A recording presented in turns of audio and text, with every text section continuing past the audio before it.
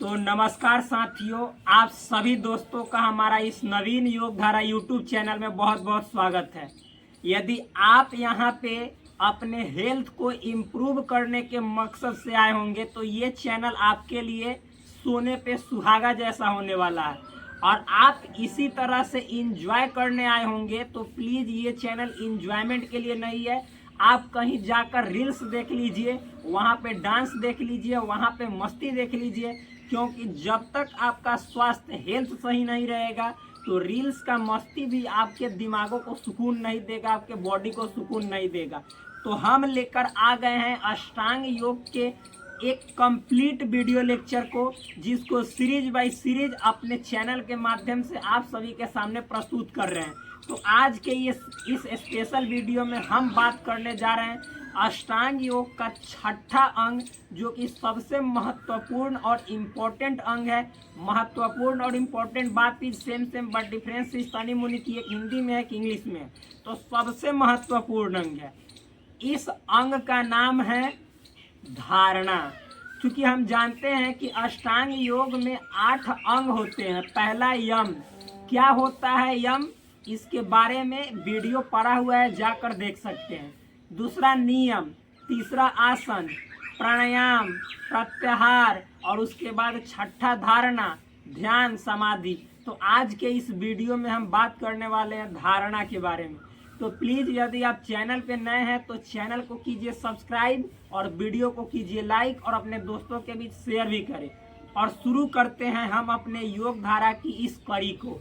तो क्या होता है धारणा, इसके लिए हमने आपके सामने एक ऑथेंटिक सोर्स का यूज किया है, ताकि आप ये न कह सको कि जो तुम बातें बतला रहे हो हम कैसे माने कि ये 100% करेक्ट है। हमारे गुरु भी कहे थे, जो योग हम ऑनलाइन भी योग बहुत जगह सीखे हुए हैं और साथ ही साथ फिजिकली ऑफलाइन भी सीखे हुए हैं। तो वो बोल रहे थे कि देखो आजकल का संसार ऐसा है जो तुम्हारे एज को देखते हुए तुम पे योग के एज मतलब कि जैसे मेंटोर के रूप में एक्सेप्ट नहीं करेगा कि तुम योग जानते भी हो। तो इसके लिए तुम किसी एक ऑथेंटिक बुक का सहारा लेना, ताकि वो समझे कि वास्तव में ये जो बातें बोल रहा है वो सत्य बोल रहा है। तो इसके लिए मैंने एक सबसे अच्छा, या बोल सकते हैं कि सबसे प्रशंसनीय जो पुस्तक है, जिस पुस्तक का नाम है संपूर्ण योग विद्या, जो कि राजीव जैन त्रिलोक जी द्वारा लिखित है, इस पुस्तक का सहारा लिया है, जो कि योग की एक गागर में सागर भरने वाली पुस्तक है। तो इसी पुस्तक के माध्यम से मैं आप सभी के सामने ये बातें प्रस्तुत करूंगा कि धारणा क्या है। तो चलिए शुरू करते हैं। इतना तो वक्त गवा दिए, लेकिन क्या ये बात बोलना जरूरी रहता है। तो देखिए लिखा गया है, देश बंधस चित्तस्य धारणा। देश बंधस चित्तस्य धारणा, यानी कहने का मतलब है इसका, देखिए सिंपल भावार्थ क्या है, चित्त का वृत्ति मात्र से देश विशेष में बांधना धारणा कहलाता है। मतलब चित्त का मतलब होता है मन। मन को जैसे आपको बोल रहा है कि एक देश विशेष में बांधना। देश विशेष कहने का मतलब एक एरिया मतलब किसी खास जगह पे जब आप अपने चित्त को, मन को बांध दीजिएगा, एक जगह एक तरह से एकाग्र बना लीजिएगा, वही अवस्था धारणा कहलाती है। क्या कहलाती है? धारणा। कहने का मतलब चित्त, जब हम अपने मन को किसी एक बिंदु पे टिका देते हैं, एकाग्र कर लेते हैं, तो जो मन की वो अवस्था है वही अवस्था धारणा कहलाती है। जैसे देखिए कितना अच्छा है, इसमें लिखा गया है कि धारणा का अर्थ है। धारणा का क्या अर्थ है? तो धारणा बना हुआ है ध्री धातु से। धारणा जो शब्द है वह ध्री धातु से बना हुआ है। आप संस्कृत यदि जानते होंगे तो धातु ये सब जानते होंगे, या नहीं जानते होंगे तो कोई दिक्कत नहीं है। जैसे देखिए मान लीजिए कि आप जानते हैं कि नवनीत है, तो नवनीत नौ से बना हुआ है। नौ मतलब होता है नया। नवीन है तो नवीन भी नौ से बना हुआ है। तो उसी तरह से जो धारणा है वह ध्री धातु से बना हुआ है। ध्री धातु का मतलब होता है धारण करना, यानी जो चीज वास्तव में हम धारण करने लायक, यानी हम धारण कर सके। जैसे देखिए चोरी करना, क्या धारण करने लायक है? ये बात एक्सेप्टेबल है, सबके लिए अच्छा है? नहीं। लेकिन हाँ, सत्य बोलना, ईमानदार बनना, ये धारण करने योग्य बात है। तो इस सब को हम कहते हैं कि ये सब धारणीय है, यानी धारण करने योग्य है। तो जो धारणा शब्द है वह ध्री धातु से बना हुआ है, जिसका अर्थ होता है धारण करना, एकाग्र करना, स्थिर करना।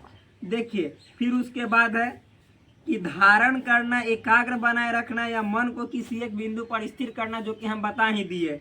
फिर लिखा गया है पतंजलि योग सूत्र में, मतलब अपना कहते हैं जो अभी हमने बताया है, देश बंधस चित्तस्य। फिर उसके बाद धारणा, यानी जो चित्त है उसको किसी एक एरिया में बांध देना ही धारणा कहलाती है। यानी देखिए लिखा हुआ है मन को किसी एक विशेष स्थान, वस्तु या विचार में स्थिर कर देना। जब आप अपने मन को किसी एक स्थान पे या किसी एक बिंदु पे या किसी एक बात पे अगर जो टिकाए रख लीजिएगा तो समझिए कि आप धारणा की अवस्था में जा रहे हैं। आगे देखिए लिखा गया है कि धारणा क्या है, तो भाई सेम ही चीज है, बार बार वही बतला रहे हैं। तो लिखा हुआ है यह मन की चंचलता को नियंत्रित करने की कला है। क्योंकि हम जानते हैं mind is a restless bird, जो हमारा दिमाग है, जो मन है, वह एक आरामहीन पक्षी की तरह है जो कभी आराम ही नहीं करता, यानी हमेशा फुदुर फुदुर फुदुर फुदुर गति ही करते रहता है। जिस तरह से पक्षी हमेशा मतलब कि क्या, जैसे पंखों से उड़ान भरते रहती है, उसी तरह से जो हमारा माइंड है वो अपने बातों से, तरह तरह की बातों से उड़ान भरते रहती है, एक जगह स्थिर नहीं रहती है। तो यदि मन की जो चंचलता है उसको मिटाकर और अपने मन को एक जगह एकाग्र बनाना चाहते हैं, स्थिर बनाना चाहते हैं, तो उसके लिए धारणा सबसे महत्वपूर्ण अंग है, जो हम सभी को इस मन की चंचलता को दूर करके मन को एक बिंदु पे टिकाए रखने में बहुत ज़्यादा मदद करता है। आगे देखिए, यानी मन की चंचलता को यह दूर करता है। फिर है इसका उद्देश्य होता है, यानी धारणा का क्या उद्देश्य है, क्या मकसद है, क्यों हम धारणा करेंगे, इसका क्या अल्टीमेट पर्पस है। तो देखिए लिखा गया है मन को इधर उधर भटकने से रोककर एक ही विचार या वस्तु पर स्थिर करना। क्योंकि हम जानते हैं जैसे ही ऐसे बैठेंगे तो मन तरह तरह की बात को सोचने लगता है, अरे मेरा जो दोस्त है वह कल मुझको एक गिफ्ट देने वाला था, नहीं दिया। कल हमने बात नहीं किया अपने गर्लफ्रेंड से। अच्छा, कल हमको माता बोल रही थी कि जाओ ये काम कर लो, मैंने गया, उस काम को भी नहीं किया। क्या जीवन में करना है, क्या नहीं करना है, तरह तरह की विचारें आपके मन में कौंधती रहती है। तो उन विचारों से पार पाना और एक विचार पे ही या एक वस्तु पे या एक बिंदु पे अपने विचार को, अपने मन को एकाग्र बना लेना ही धारणा का मेन मकसद है। इससे क्या होता है कि आपका जो मानसिक, एक तरह से बोला जाए तो जो शक्ति है उसकी, मतलब कि जो कैपेसिटी है वो खूब बढ़ती है। यानी मानसिक जो मेंटल स्ट्रांगनेस है वो इम्प्रूव होता है, वो और ज़्यादा मजबूत होता है। यानी मानसिक शक्ति जागरूक होती है। तो जब आपके अंदर मानसिक शक्ति जागरूक होगी तो आपका मन प्रसन्न रहेगा। जब मन प्रसन्न रहेगा तो आपका पूरा समझिए तो जीवन प्रसन्न रहेगा। जब जीवन प्रसन्न रहेगा तो आपसे जुड़े लोग खुश आपसे रहेंगे, यानी आपके यहाँ लोग आने का सोचेंगे, आपसे ज्ञान लेने का सोचेंगे। क्यों? क्योंकि आपको खुशी हमेशा देखते हैं तो खुश रहने का राज पूछेंगे। आजकल मीडिया चैनल वाले देखते हैं हमेशा क्या पूछते रहता है, आपके खुशी का क्या राज है, आप प्लीज़ बता दीजिए। तो आपके यहाँ भी एक दिन मीडिया वाले आ जाएंगे, लेकिन हाँ, आप निरंतर अभ्यास को जारी रखेंगे तब। आगे देखिए लिखा गया है कि यह ध्यान और समाधि की पूर्व शर्त है। देखिए भाई, अगर ध्यान और समाधि दोनों में आप निपुणता हासिल करना चाहते हैं, महारत हासिल करना चाहते हैं, तो उसके लिए धारणा सबसे इम्पोर्टेंट अंग है, जो आपको ध्यान और समाधि तक लेकर जाती है। जो कि अष्टांग योग का अगला अंग, 7वां अंग ध्यान है, 8वां अंग समाधि है। ये जो भी हम अंग बता रहे हैं लाइन बाय लाइन, ये इसी तरह से हमारे जीवन में अप्लाई होता है और इस तरह से फॉलो करने के बाद हमारा जीवन पूरी तरह से धन्य हो जाता है। हम ही प्रयास प्रतिदिन करते हैं, ये एक दिन का नहीं है, लेकिन ये कदापि नहीं समझना कि तुमने क्या मतलब कि उखाड़ लिया है। भाई कुछ नहीं उखाड़ा है अपने जीवन में, लेकिन अब उखाड़ने जा रहा हूँ। अब मतलब इसीलिए तो मैं आपको ये सभी चीज़ें बतला रहा हूँ, क्योंकि अब करने जा रहा हूँ। अब मतलब समझो कि उखाड़ूंगा अपने जीवन में। और क्या उखाड़ूंगा वो आप लोग अपने नेगेटिव सोच से लीजिएगा, हम अपने उसको पॉजिटिव सोच से लेते हैं। सोच समझिए। अब आगे देखिए, देखते हैं। जैसे देखिए एग्जाम्पल्स भी है इस पुस्तक का, हमने इसमें मतलब कि जैसे ट्रांसलेशन इंग्लिश वे में किया है, ताकि हमको उस वर्ड का, एक एक वर्ड का अच्छे तरीके से एक्सप्लेनेशन करने में हेल्प मिले। तो देखिए क्या लिखा गया है उदाहरण में, किसी योगी ने भ्रू मध्य यानी दो आंखों के बीच का स्थान पर ध्यान केंद्रित किया। वो जब वह ध्यान वहां स्थिर करता है और मन वहीं बंधा रहता है, यही धारणा है। आप और हम देखते होंगे कि जैसे जब भी ध्यान करने के लिए बोला जाता है तो शंकर जी का जो अवस्था है ध्यान मुद्रा वाला, कि दोनों आंखों के बीच एक त्रिनेत्र वाला जो जगह है यहाँ पे, तो उस पे मतलब कि आप यदि अपने ध्यान को वहाँ पे गड़ा लीजिएगा, वहीं पे स्थिर बना लीजिएगा, एकाग्र बना लीजिएगा, तो ये जो आपकी अवस्था है यही धारणा की अवस्था है। यानी दोनों आंखों के बीच ये जो टिप पॉइंट है, यहाँ पे अपने ध्यान को एकाग्र बनाना। यहाँ पे देखिएगा तो खुद ब खुद आपको अग्नि ज्वाला की तरह यहाँ पे दिखाई देगा। इसको दूर और फिर नज़दीक भी लाकर देख सकते हैं, एक बिंदु के जैसा दिखाई देगा। तो वहीं पे अपने ध्यान को जाकर केंद्रित कर देना ही धारणा है। आगे फिर है कि कोई ओंकार, दीपक की लौ, गुरु का स्वरूप या प्राकृतिक तत्व जैसे अग्नि, सूर्य आदि में या आदि को मन में स्थिर करता है। देखिए कोई इंसान क्या करता है, तो दीपक की लौ, जलते हुए दीपक, मोमबत्ती की लौ के पास अपना ध्यान, जिसको त्राटक कहा जाता है। क्या त्राटक, उस क्रिया को त्राटक क्रिया कहा जाता है। मतलब मोमबत्ती ऐसे रखेगा, ऐसे ले जाएगा, ऐसे पास लाएगा, ऐसे ले जाएगा, ये भी ध्यान की एक विधि है। तो ध्यान की विधि है, और यदि आप उस पर टिकाए रखे रह जाइएगा तो यही समझिए कि आपकी क्या है, धारणा है। यानी मन को एक बिंदु पे यानी दीपक की लौ पे या मोमबत्ती की लौ पे टिका रखना ही धारणा है। कोई मतलब कि अपना नेचुरल मान लीजिए कि जो एलिमेंट है, जैसे कोई ध्यान लगाता है किसी पेड़ पौधों की शाखा पे, डाली पे, कोई मतलब कि जैसे पूरे नेचर पे, ब्रह्मांड के जैसे मान लीजिए कि ये जो चंचल हवाएं मतलब कि जो बह रही है, इस पे ध्यान लगाता है कि किस तरह से हवाएं हमारे शरीर में स्पर्श कर रही है। यानी ध्यान करने की, धारणा में बने रहने की तरह तरह की विधियां हैं। उन सभी विधियों के माध्यम से योगी जो होता है अपने धारणा को क्या करता है, पूर्ण करता है। तो धारणा का मतलब ये जो धारण करने योग्य है, यानी मन को बाहरी दुनिया के जो शोर शराबे हैं, जो बाहरी दुनिया की बातें हैं, उससे हटकर अपने मन को किसी एक बिंदु पे, एक वस्तु पे, एक तत्व पे स्थिर कर लेना, गड़ा लेना ही धारणा है। आगे देखिए लिखा गया है, उसके बाद है धारणा का अभ्यास कैसे करें। मतलब कोई भी भाई आप जैसे अष्टांग योग की कोई भी क्रिया कीजिएगा, चाहे यम हो, नियम हो, आसन हो, प्राणायाम हो, प्रत्याहार हो, धारणा हो, तो धारणा का अपने जीवन में प्रैक्टिस कैसे करेंगे, ये भी तो जरूरी है। तो देखिए यहाँ पे लिखा गया है कि आसन में स्थिरता, सुखासन, पद्मासन आदि। सबसे पहले तो आपको आसन में स्थिरता बनानी चाहिए। यानी आप या तो सुखासन में बैठ जाइए या तो आप पद्मासन में बैठ जाइए। और जब आप पद्मासन या सुखासन में बैठ जाइएगा तो उसमें आपको स्थिरता लाना है। स्थिरता कहने का मतलब है कि कुछ समय रुकना है। ये नहीं है कि जैसे हम बैठे और फिर मतलब कि हटा लेंगे। जैसे देखिए अभी जिस अवस्था में हम बैठे हैं, इस अवस्था का नाम है पद्मासन। तो आप पद्मासन की अवस्था में बैठकर अपने आप को स्थिर रखिए, ये सबसे पहला चरण है। फिर उसके बाद दूसरा क्या है, प्राणायाम से मन को शांत करना।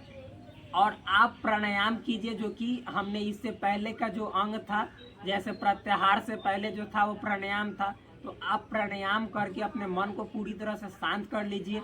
और पूरी तरह से मन को शांत करने के बाद जो तीसरा है, इच्छित बिंदु या विचार का चयन, जैसे ओम, कोई मंत्र, रूप, ज्योति, आप अपने मन के अनुसार जो इच्छित वस्तु है या कोई मंत्र है, जैसे ओमकार मंत्र है या कोई भी मतलब बिंदु है, बात है, उस बात पे आप मतलब कि क्या कीजिए, अपने जो विचार है उसको मतलब कि क्या करना है, गड़ाए रखना है, विचार को मतलब बनाए रखना है। साथ ही साथ मन को बार बार वहीं लौटाना है जब तक भटकते रहे। यानी मन देखिए, जैसे चूंकि हमारा मन है हमेशा चंचल रहता है, तो पहली अवस्था तो हमने बताया कि आपको पद्मासन या सुखासन की अवस्था में स्थिरता बनाए रखना है, बैठ जाना है। दूसरी अवस्था है कि प्राणायाम से अपने मन को शांत कर लेना है। तीसरी अवस्था है कि अपने मन में कोई एक उत्तम विचार लाइए। और चौथी है कि उस उत्तम विचार पे अपने जो मन है उसको गड़ाए रखिए। भटके फिर भी वहाँ पे लौटा कर लाइए जो आपने विचार अपने मन के अंदर सोचा है। यही जो है सो धारणा का क्या है, अभ्यास करने की विधि है, प्रयास करने की विधि है, धारणा को पाने की विधि है। आगे है, अब धारणा से क्या क्या लाभ होगा। तो सबसे पहले तो मन की चंचलता दूर होगी। मन जो इधर उधर भटकते रहता है, तरह तरह की ख्वाहिशें देखते रहता है, उन ख्वाहिशों से दूर होकर एक लक्ष्य में निरत हो जाएगा, लग जाएगा, जिससे जो आपका मन है वह एक लक्ष्य में लगने के बाद जो आपके जीवन की जो भी समस्याएं वो दूर करके और आपके लक्ष्य को आपके पास ला कर रख देगा। ये मन उस लेवल का मतलब हो ही जाता है कि वैसा सोचने समझने लगता है जब आप धारणा की अवस्था में एक तरह से सिद्ध हो जाते हैं। तो देखिए क्या लिखा गया है, एकाग्रता में वृद्धि और विद्यार्थी तथा साधक दोनों के लिए उपयोगी। यानी एकाग्रता में वृद्धि होती है, तो जब एकाग्रता में वृद्धि होगी मतलब कि आप एक विचार को अच्छे तरह से ध्यान से समझने लगिएगा, सोचने लगिएगा। आपका माइंड एक बात को समझते समय इधर उधर भटकेगा नहीं, तो आपको हर बातें याद हो जाएंगी। तो जब हर बातें याद हो जाएंगी और अपने मन के अनुसार, मान लीजिए किसी गलत बात को अपने मन से निकालना चाहते हैं तो उसको त्याग दीजिएगा, तो वो बात भी त्यक्त हो जाएगा, मतलब आपके दिमाग से बाहर निकल जाएगा और उत्तम विचार आपके मन के अंदर हमेशा के लिए घर कर जाएगा। तो आप जब भूलने की समस्या खत्म हो जाएगी, तो जो विद्यार्थी हैं, जो योगी है, उन सभी के लिए क्या बहुत ज़्यादा फायदेमंद होगा। विद्यार्थी के लिए तो स्पेशली अपने जीवन में बहुत ज़्यादा फायदेमंद होगा। एग्जाम्स में या कहीं भी परफॉर्मेंस देते समय उनको एक एक बातों का अच्छा से एक तरह से मतलब याद रहेगा माइंड में, तो वहाँ पे अपना अच्छा परफॉर्मेंस दिखा सकते हैं।